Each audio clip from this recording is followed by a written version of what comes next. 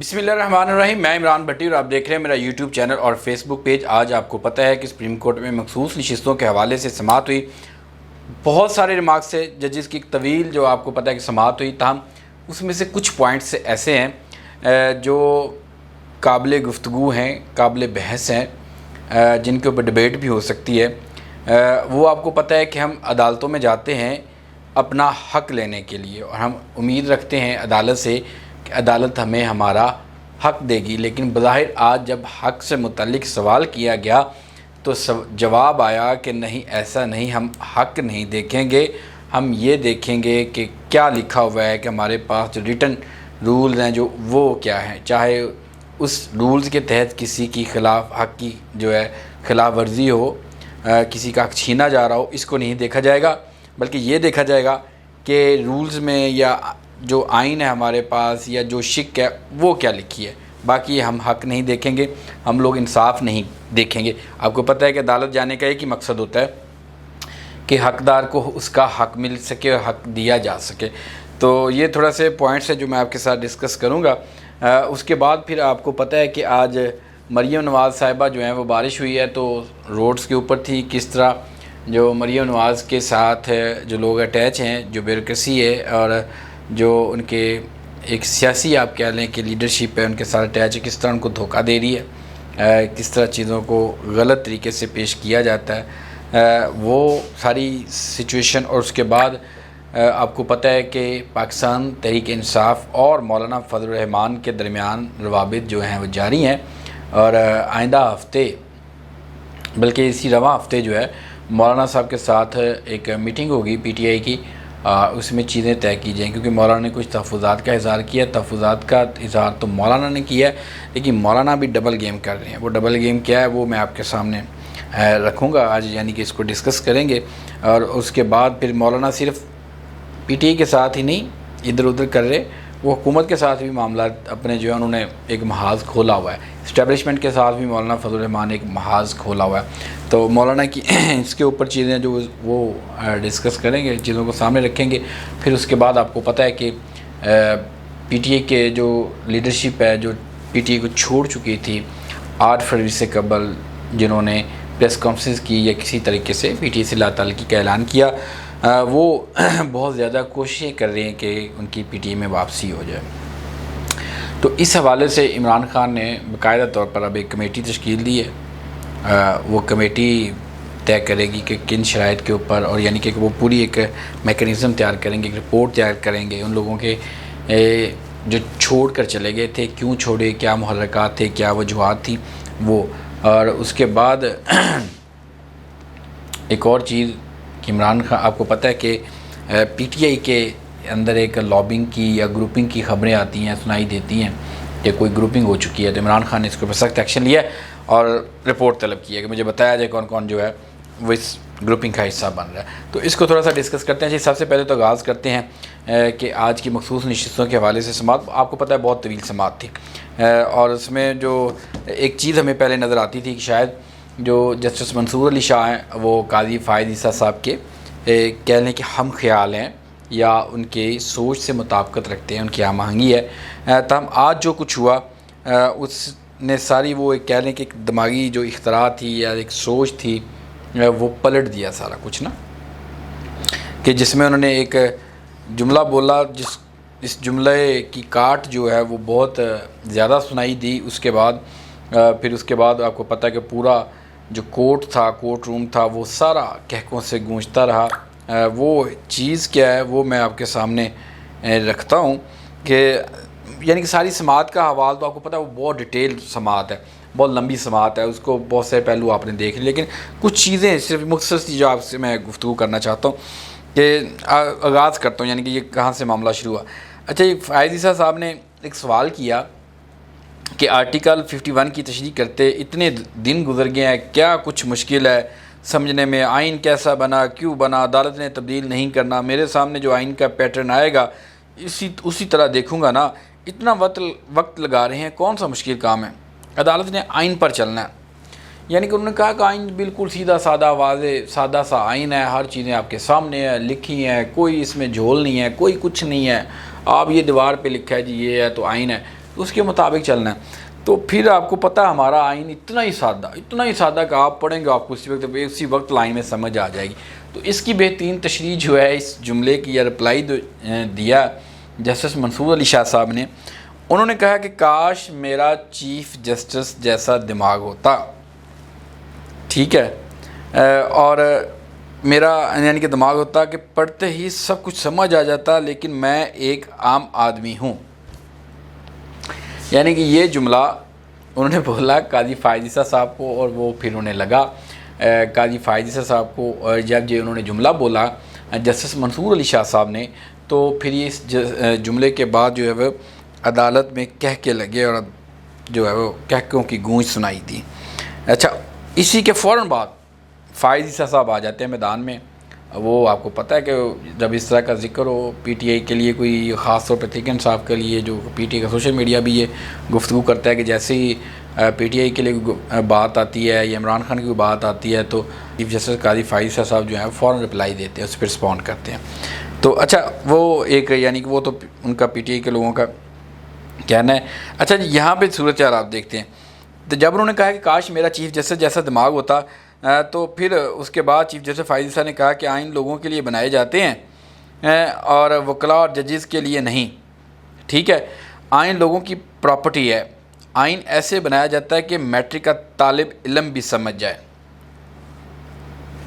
تو پھر یہیں پہ یعنی کہ انہوں نے کہا جی اتنا سادہ سا آئین ہے، تو منصور علی شاہ صاحب پھر یہیں پہ ان کو ایسا لگتا ہے وہ پورے ان کو تنگ کرنے کے موڈ میں تھے قاضی فائز عیسیٰ صاحب کو، جیسے منصور علی شاہ صاحب، یعنی کہ پہلے انہوں نے وہ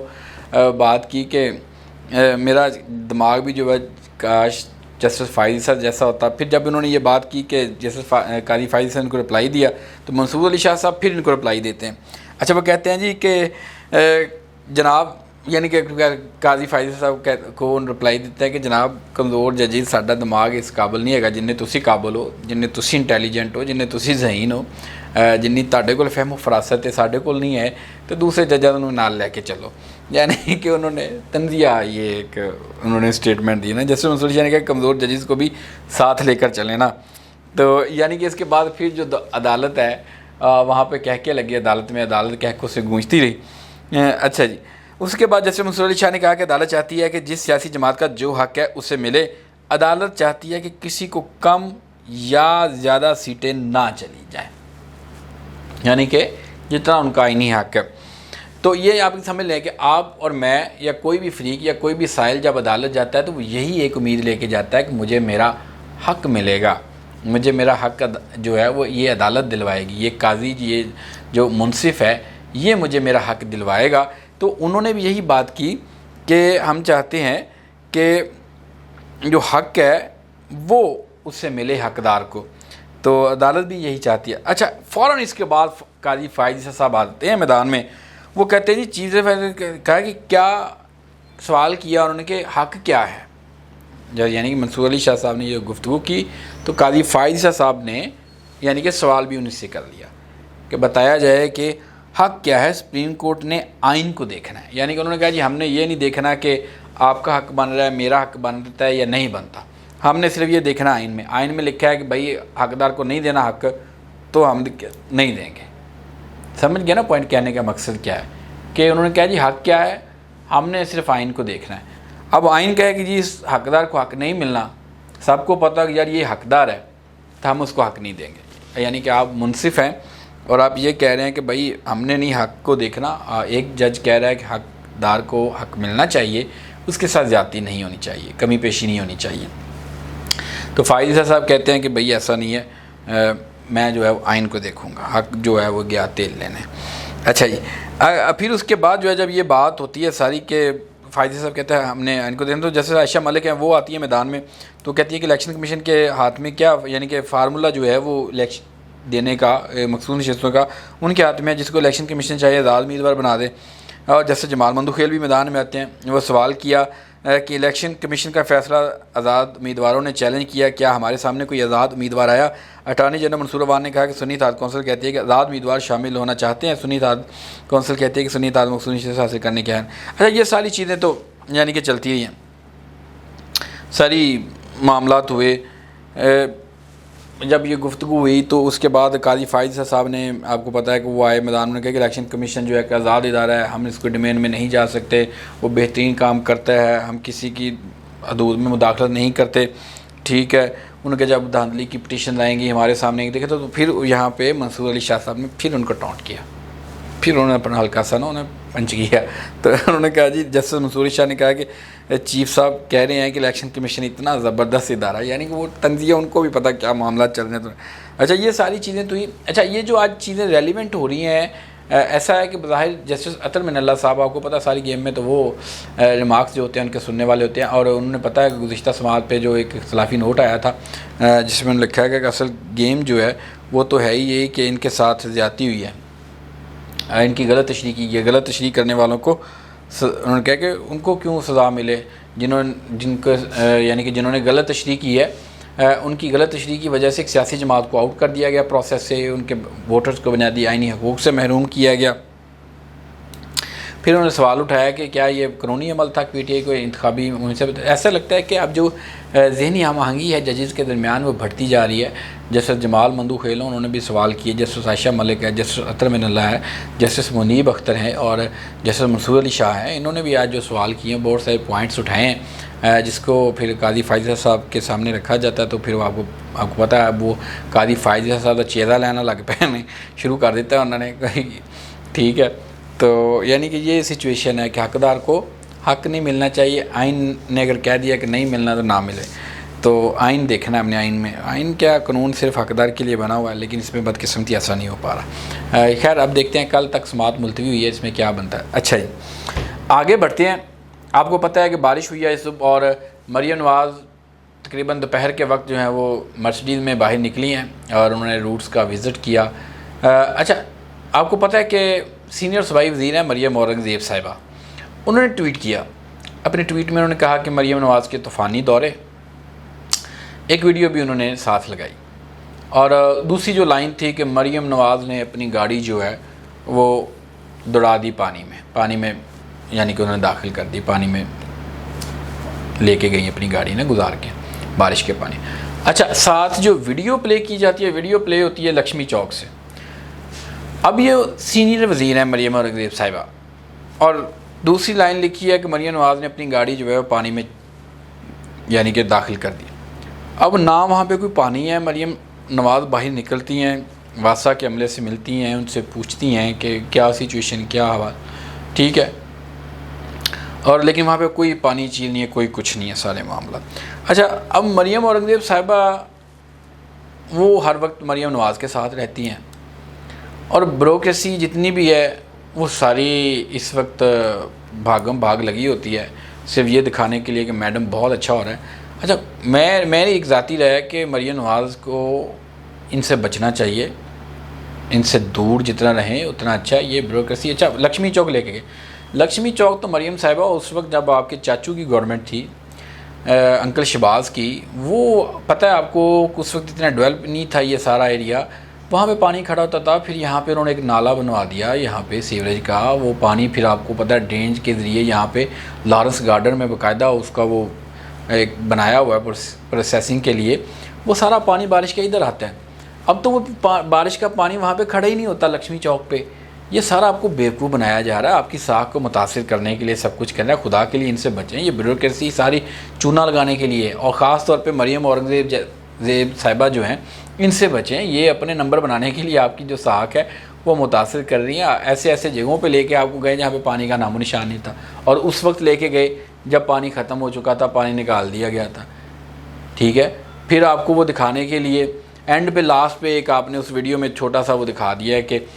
وہ بارش کے پانی میں گاڑی ہے، وہ تو ہے قذافی اسٹیڈیم کی، قذافی اسٹیڈیم میں تو ویسے ہی پانی کھڑا رہتا ہے ہر وقت۔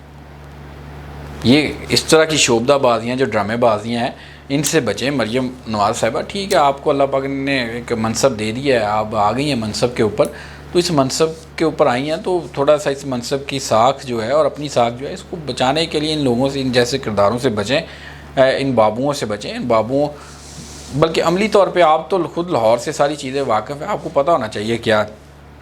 ان سے تھوڑا سا بچیں تاکہ آپ کے معاملات بہتر ہو۔ اچھا جی اس کے بعد مولانا فضل الرحمان اور تحریک انصاف جو ہے وہ آپ کو پتہ ہے کہ گزشتہ دنوں سے ان کے رابطے جاری ہیں, ملاقاتیں ہو رہی ہیں. اسد کیسر کی ملاقات ہوئی ہے مولانا فضل الرحمان کے ساتھ 2 دفعہ 3 دفعہ تقریباً, اور رابطہ بھی فون پہ بھی رہتا ہے. تاہم ڈبل گیم کی جا رہی ہے مولانا فضل الرحمان کی جانب سے. ایک طرف تو مولانا فضل الرحمان جو ہے وہ کہتے ہیں کہ پی ٹی آئی جو ہے وہ سیر نہیں ہے, سنجیدہ نہیں ہے معاملات کو لے کے. انہوں نے ابھی تک وفود کی سطح پہ جو ہے وہ بات کرتا ہے, مگر ابھی تک کوئی مذاکراتی کمیٹی تشکیل نہیں دی گئی, اور یہ ساری یعنی کہ باتیں وہ اپنا ایک تحفظات کا اظہار کرتے ہیں. دوسری طرف مولانا یعنی کہ پی ٹی آئی کی طرف تو یہ کرتے ہیں کہ وہ سنجیدہ نہیں ہے, غیر سنجیدہ ہیں, وہ کمیٹی ابھی تک نہیں بنائی انہوں نے. اچھا جی, انہوں نے پھر اپنا یعنی کہ مرکزی مجلس شورا کا اجلاس بھی طلب کیا کہ اس میں آئندہ کا جو لائحہ عمل ہے اس کے حوالے سے. لیکن ایک بات اور چیز ہے, آپ کو پتہ ہے کہ اسی مخصوص نشستوں کے کیس میں مولانا فضل الرحمان فریق ہیں اور وہ حکومت کے ساتھ کھڑے ہیں, اور ان کا یہ موقف ہے کہ یہ جو مخصوص نشستیں ہیں یہ پی ٹی آئی کو نہیں ملنی چاہیے. دوسری طرف مولانا فضل الرحمان جو ہے پی ٹی آئی کے ساتھ تعلقات بڑھانے کی کوشش کرتے ہیں. سنجیدگی کس طرف سے نہیں ہے, اب یہ آپ نے فیصلہ کرنا ہے کہ ایک طرف تو مولانا فضل الرحمان جو ہے وہ پی ٹی آئی کے اوپر الزام لگاتے ہیں کہ یہ سنجیدہ نہیں ہے, اور دوسری طرف وہی مولانا فضل الرحمان جو اس حکومت کے بھی اگینسٹ ہیں, جو اس حکومت کو مانتے نہیں ہیں, جس پارلیمنٹ کو مانتے نہیں ہیں, وہ جو ہیں وہ اسی پارلیمنٹ کے اندر مخصوص نشستوں کے لیے کیس بھی لڑ رہے ہیں کہ ہمیں مخصوص نشستیں بھی دے دیجیے. اسی الیکشن کے تحت, اسی پروسیس کے تحت جو جیت کے آئی ہوئی ہے, سیٹ اپ ہے گورنمنٹ کا بنا ہوا جس کو سیٹیں دی گئی ہیں, ہمیں اس کے تحت جو ہے مخصوص نشستیں بھی دے دیں. تو مولانا اس وقت ڈبل گیم کر رہے ہیں. مولانا اس وقت فلائٹ جو ان کی ہے سولو بھی ہے اور سولر بھی ہے, ٹھیک ہے, اور اس سولر فلائٹ میں وہ مولانا صاحب جو ہے وہ کوشش کر رہے ہیں کہ سورج کو بھی آنکھیں دکھاتے ہیں, اور اگودا سورج اس ملک کا کون ہے جن کے پاس زیادہ ہیٹ ہے, انرجی ہے, اور اس کے بعد حکومت کے ساتھ بھی ان کے معاملہ سیٹ نہیں ہے. اس دن پارلیمنٹ میں انہوں نے خطاب کیا, بڑا سا خطاب تھا. پھر خواجہ آصف کے بیان پر رد عمل دیا انہوں نے کہ خواجہ آصف جو ہے وہ سنجیدہ نہیں ہے, حکومت جو ہے سنجیدگی سے عمل نہیں کر رہی, دہشت گردی کے لیے ان کی کچھ اور مقاصد ہیں. انہوں نے کہا کہ اس طرح صورتحال رہی تو ہمارے جو ہمسایہ ہے وہ دوست بھی نہیں رہیں گے. اچھا, ایک اور چیز ہے, ساری چیزوں میں بڑی ڈیولپمنٹ آپ کو پتہ ہے کہ مولانا فضل الرحمان تو پہلے ہی تحفظات کرتے ہیں, اظہار کر چکے ہیں, اسٹیبلشمنٹ کے اوپر بھی تنقید کر چکے ہیں, حکومت کے اوپر بھی تنقید کر چکے ہیں, پارلیمنٹ کے اندر تنقید کر چکے ہیں کہ یہ پارلیمنٹ جو ہے وہ جعلی ہے, یہ عوام کو اس اعتماد نہیں ہے اس پارلیمنٹ کے اوپر, اسٹیبلشمنٹ نے الیکشن چوری کیا ہے, وہ اپنے الزامات لگاتے ہیں. اس سے ساتھ مولانا فضل الرحمان نے ایک بڑی ڈیولپمنٹ جو ہے وہ یہ کی ہے کہ مولانا صاحب نے مطالبہ کر دیا کہ نئے الیکشن کروائے جائیں, اور یہ مطالبہ ایسے نہیں کیا گیا, اس کے پیچھے بہت سارے محرکات ہیں. اچھا, صرف یہی نہیں, شاہد خاقان عباسی صاحب جنہوں نے اپنی حال ہی میں اپنی ایک نئی جماعت بنائی ہے, انہوں نے بھی نئے الیکشن کا مطالبہ کیا, اور پیپلز پارٹی پس پردہ اپنے لوگوں کو الرٹ جاری کر چکی ہے کہ آپ لوگ الرٹ رہیں, کچھ بھی ہو سکتا ہے ملک میں, عام انتخابات کے حوالے سے تیاری کریں, عوامی رابطہ مہم جو ہے وہ شروع کریں, عوام کے ساتھ رابطہ رکھیں, لوگوں کے دکھ درد میں شریک ہوئے, لوگوں کو سہولیات دیں سندھ میں. یعنی کہ وہ یہ پس پردہ یہ چیزیں چل رہی ہیں, اور پی ٹی آئی بھی اس چیز کا بہرحال مطالبہ کر رہی ہے کہ ہمارا جو مینڈیٹ ہے یہ واپس کیا جائے. تو بڑی ڈیولپمنٹس ہیں, چل رہی ہیں. اور مولانا فضل الرحمان آپ کو پتہ ہے کہ آئندہ 2 روز میں ان کی پتہ ہے کہ مرکزی مجلس شورا کا اجلاس ہے, اس کے بعد انہیں لائحہ عمل دیں گے باہر نکلنے کے لیے. پی ٹی آئی بھی اپنا لائحہ عمل طے کر رہی ہے لانگ مارچ کے لیے, اور جماعت اسلامی آپ کو پتہ ہے کہ وہ اپنے احتجاجی دھرنے کی کال دے چکی ہے. دیگر جو سیاسی جماعتیں ہیں وہ بھی نکلی ہیں, تحریک لبیک پاکستان ہے وہ بھی اپنا ایجنڈا تیار کر رہی ہے. تو حکومت کے لیے آنے والے دنوں میں بہت ساری مشکلات ہیں, حکومت بہت مشکل وقت میں دکھائی دے رہی ہے, اور جو ایک خبریں ہیں کہ شاید یہ ود ان 6 منتھ جو ہے کچھ بڑی ڈیولپمنٹ ہو جائے. تو ہم دیکھتے ہیں کہ آنے والا وقت کیا کرتا ہے. اس کے علاوہ آپ کو پتہ ہے کہ پی ٹی آئی کے اندر بہت سارے لوگ جو ہیں واپس آنے کے لیے کوششیں کر رہے ہیں, اور اس لیے پاکستان تحریک انصاف کی جانب سے 7 رکنی کمیٹی جو ہے وہ تشکیل دی گئی ہے. وہ کمیٹی فیصلہ کرے گی کہ کون لوگ جو ہیں وہ ان کے کیا محرکات ہیں, کیوں پارٹی انہوں نے چھوڑی. اچھا, اس کمیٹی کی سربراہی جو ہے شاہ محمود قریشی کریں گے. اسد کیسر, حامد خان, شہریار افریدی, بیرسٹر گور, شبلی فراز جو ہیں وہ شامل ہوں گے.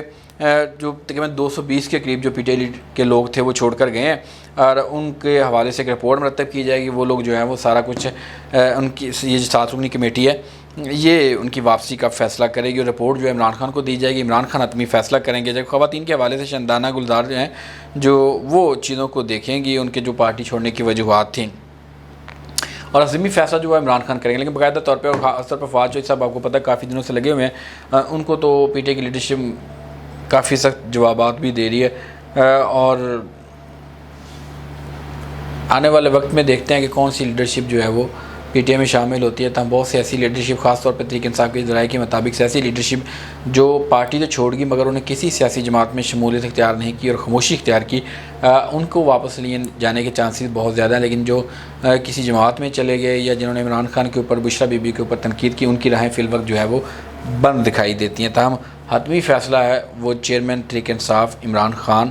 وہ خود کریں گے۔ یہ آج کی ساری صورتحال تھی جو میں نے آپ کے سامنے رکھی۔ اگر آپ کو میری ویڈیو اچھی لگی تو میرا چینل ضرور سبسکرائب کریں، بیل آئیکن کا بٹن بھی دبائیں اور اس کو شیئر کرنا مت بھولیے گا۔ اللہ حافظ۔